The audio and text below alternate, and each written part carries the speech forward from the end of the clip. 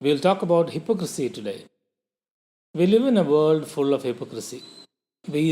See it all around. In every field, in every area, we see people filled with hypocrisy. In politics, in social life, in religious life, everywhere we experience hypocrisy.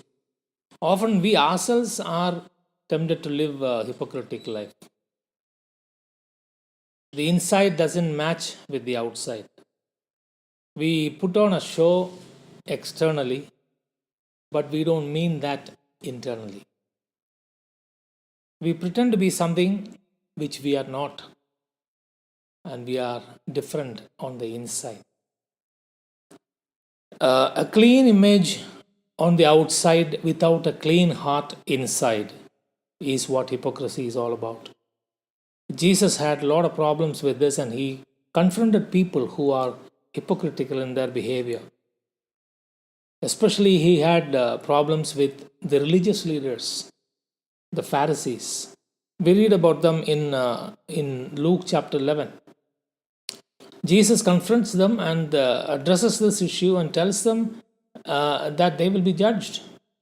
And he rebukes them openly and publicly, very harshly. Because the Pharisees were so prompt in external ritualistic life. They used to do the ritual washing, which is a symbol of purity. When they were not pure inside, they used to give tithes and alms to people, just to show the world that they are very generous and they are giving to God as well as to people. They did a lot of good things like this. They used to take every bit of the law and explain it in such a way that the poor ordinary people could not live their lives. But they themselves were not able to do it. So they had a problem with Jesus because Jesus confronted hypocrites squarely and he rebuked them because Jesus wanted them to know that hypocrisy is going to be judged in front of God. We see another interesting incident in the book of Mark, again, chapter 11. When Jesus was passing by and he was hungry and he looked at a tree at a distance and he understood it was a fig tree and he expected fruits on the fig tree. And when he came closer, he understood that that tree had only leaves, no fruits. So he put a curse on it and said, hereafter nobody will eat anything from you. And the next day the disciples found that that tree was withered and dried up and gone. So they were amazed at what happened. Why did Jesus curse that tree?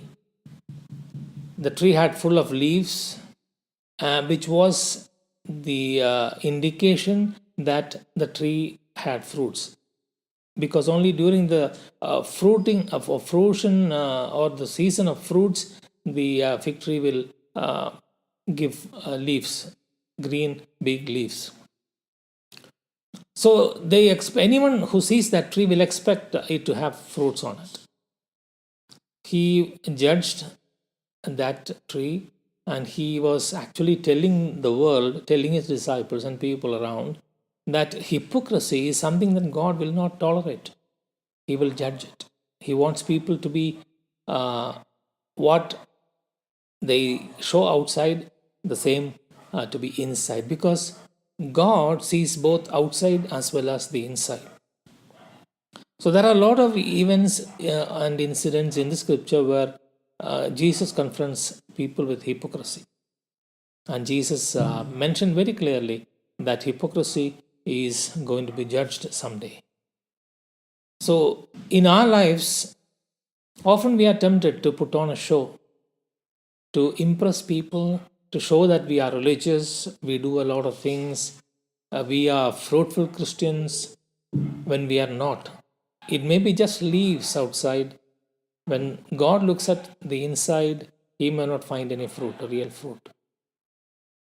This should be a warning for us as Christians to live a life of Christian values and virtues. To be what is inside is to be what is outside. We need to be living what we believe and what we profess. Let us take a decision to live a life that will honor God, and we mean what we do. At the same time, we live what we believe. So let's stop hypocrisy, because hypocrisy will be judged someday.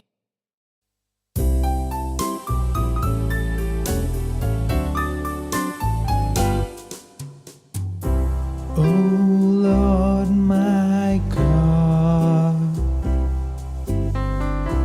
when I in awesome wonder consider all the works thy hand had made,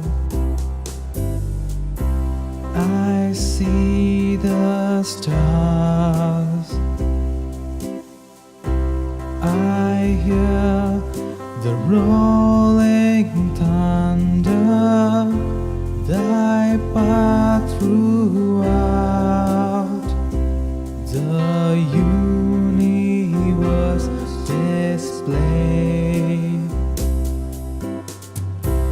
Then sings my soul, my Savior God, to thee. How great thou art, how great thou art.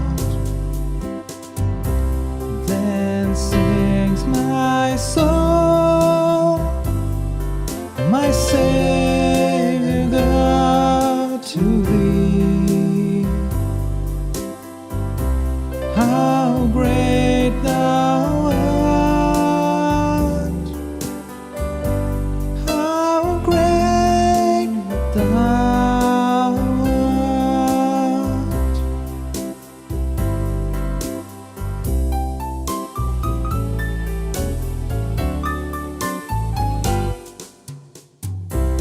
And when I think